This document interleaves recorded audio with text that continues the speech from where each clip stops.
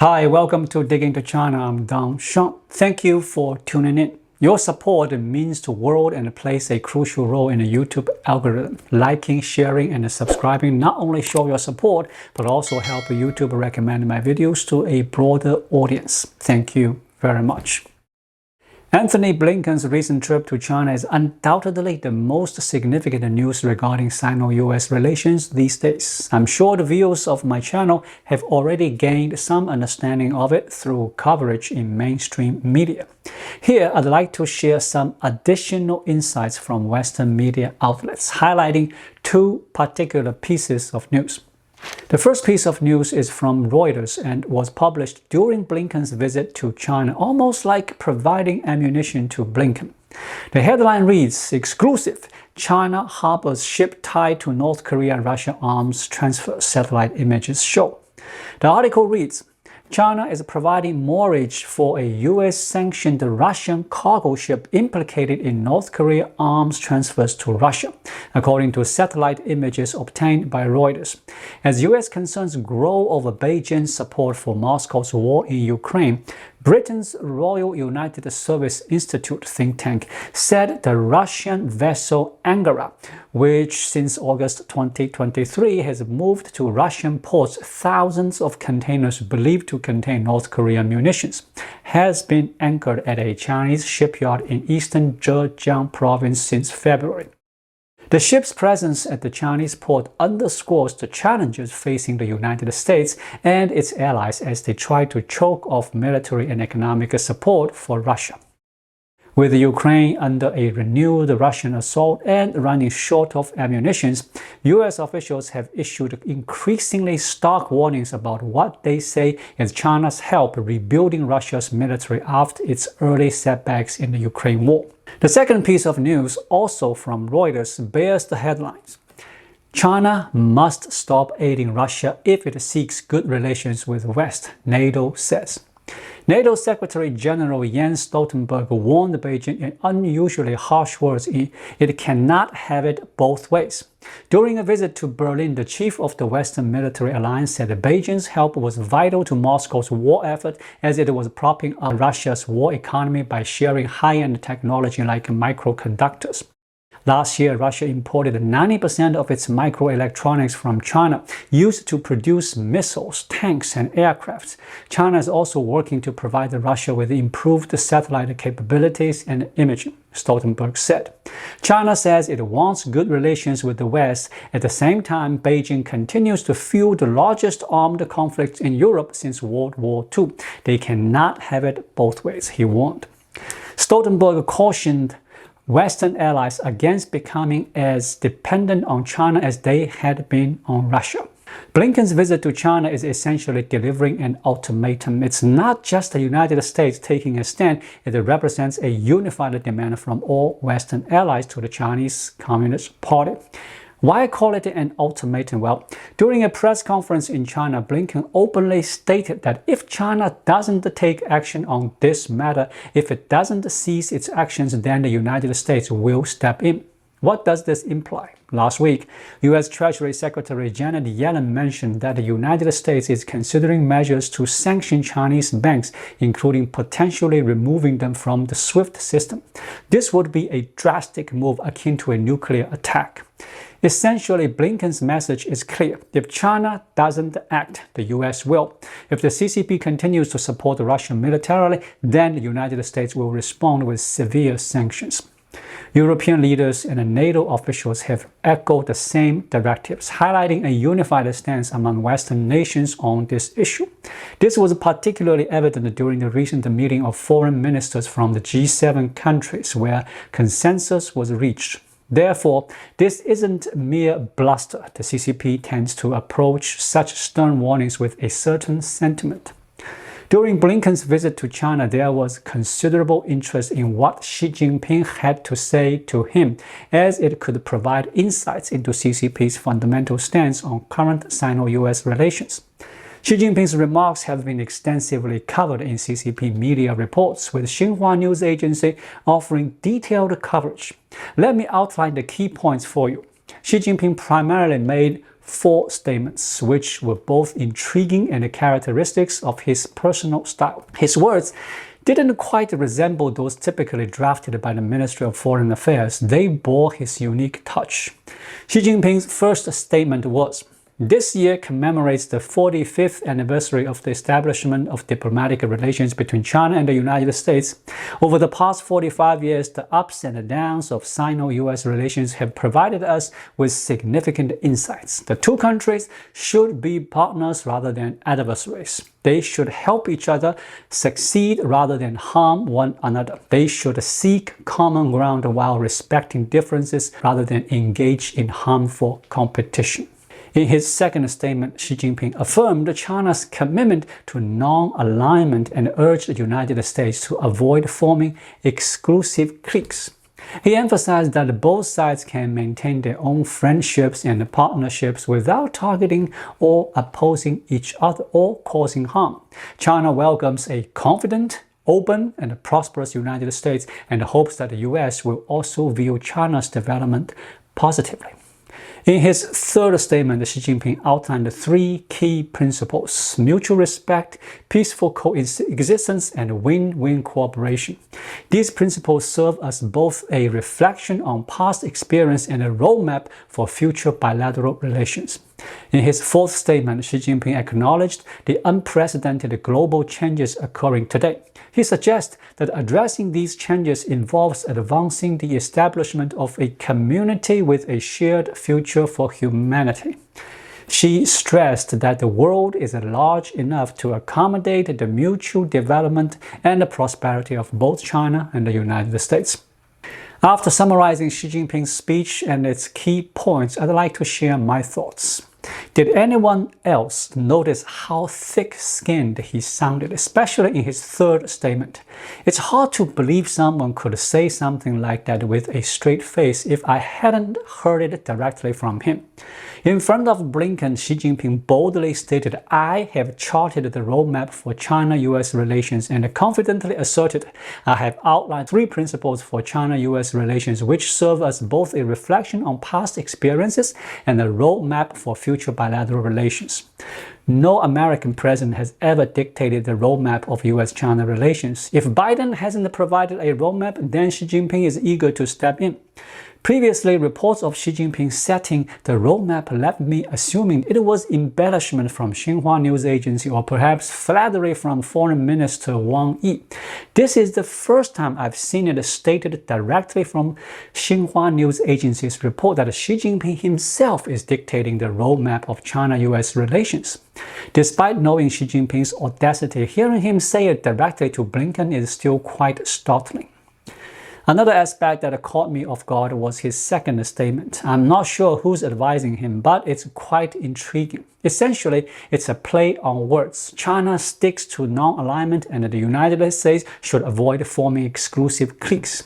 It's like saying, I won't form alliances, so you shouldn't make friends either.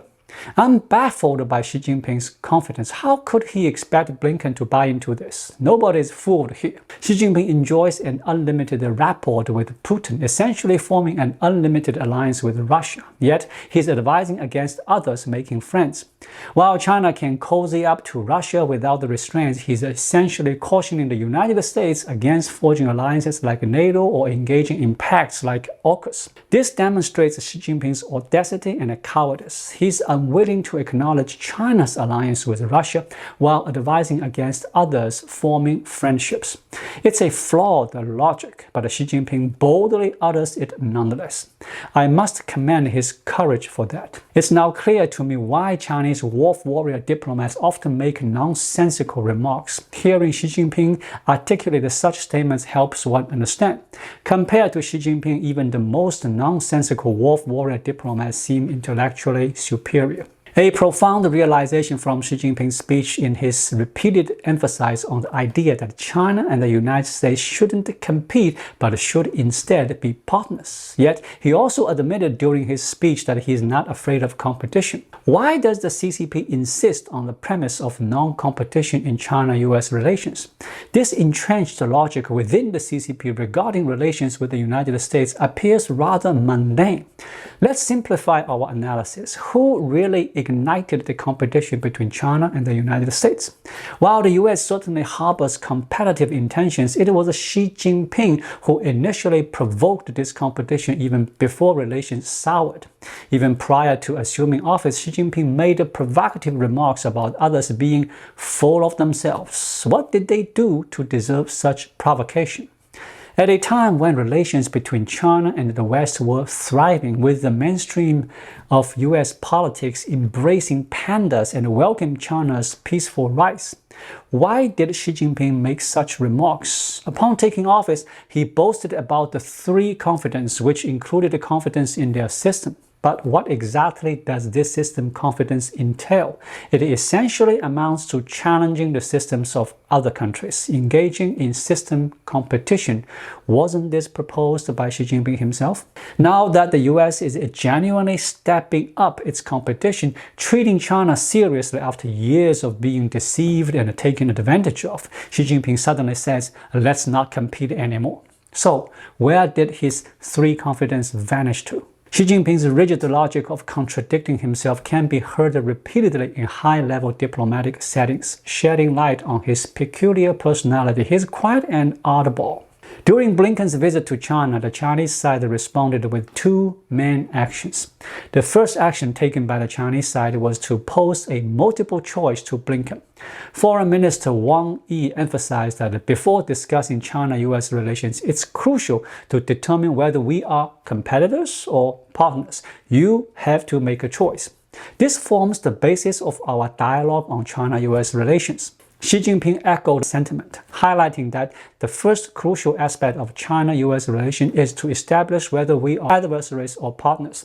This represents the fundamental logic and the position of the CCP in response to Blinken's visit to China. This stance, in my opinion, suggests self-deception on the part of the CCP. Last year, the United States officially informed the Chinese Ministry of Foreign Affairs that we won't entertain such a choice because the relationship between our two nations isn't so straightforward. It's not a matter of China and the United States being strictly friends or enemies. How could it be that simple? Even the CCP itself cannot reduce its approach to other countries to such binary terms. So why does the CCP persistently push for the United States to make this choice, even after the United States has formally declined to do so? Why does China still insist on it? Because China aims to ensnare the United States in a logical trap. If the US opts for a cooperation without a competition, then China's next move will be to dictate how we should cooperate. This would lead to an endless cycle and trap the US within the CCP's strategic narrative.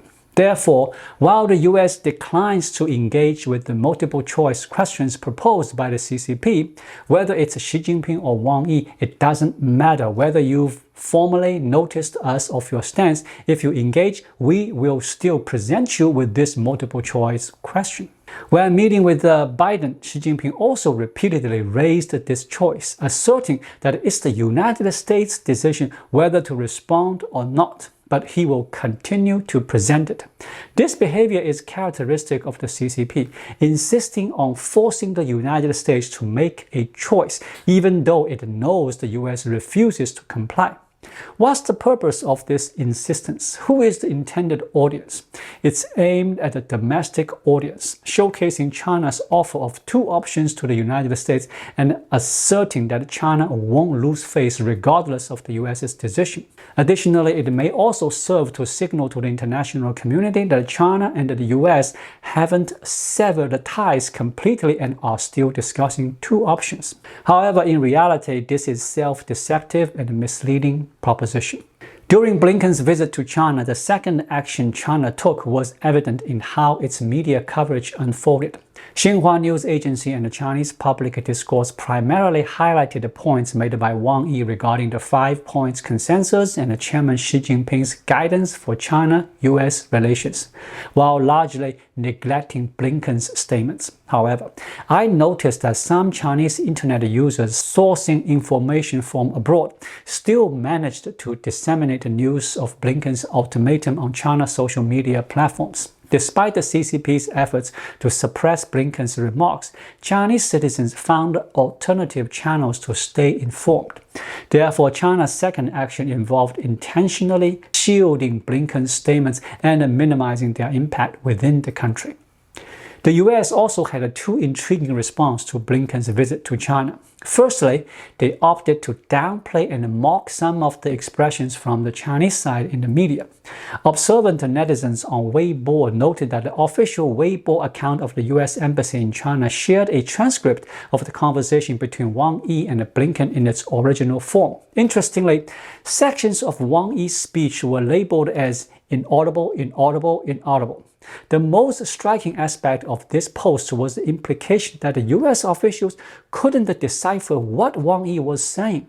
It was a clever use of humor, suggesting if you are going to mumble to yourself, singing in a language only you understand, well, us Americans can't make heads or tails of it. The US diplomatic agency's adoption of such a mocking tone was a testament to Western humor, and it became a notable feature of Blinken's visit to China, essentially implying, if you are going to block what I say, then I can't hear what you say either. The second move was a clear ultimatum from the US. China, you must stop. If you refuse, then we will take actions to stop it ourselves. Blinken's message essentially boiled down to, if you won't do it, then we will. Ultimately, it aimed to force China to halt its military support to Russia. Looking at the strategies of both sides, it's evident they are almost dramatically opposed in every detail. However, one key aspect to consider is the credibility of the statements made by Blinken in Beijing under scrutiny from American public opinion. Conversely, the statements made by the Chinese side are unlikely to withstand the scrutiny and serve primarily as propaganda for the domestic audience, particularly the nationalist faction. For instance, when Xi Jinping claimed to have provided guidance for China-US relations, will the Americans, Blinken, or the American public opinion heed his words? Unlikely. However, the Chinese Communist Party can use such audacious statements to bolster its image among the Chinese people, leaving the impression that, wow, Chairman Xi is so powerful. Examining the multifaceted implications of Blinken's visit to China, it's clear that the disagreements between the US and China remain significant. While some areas show signs of worsening, there are also indications of potential easing in others. From the American perspective, the central aspect of Blinken's visit to China was the issuance of the ultimatum. Other discussions appeared to be diplomatic formalities. The ultimatum stands out as the key focus for international observers in understanding the purpose behind Blinken's visit to China. Thank you for watching. Please like, leave a comment, and subscribe to my channel. Just click the subscribe button right here. I'll see you again shortly. Until then, be well.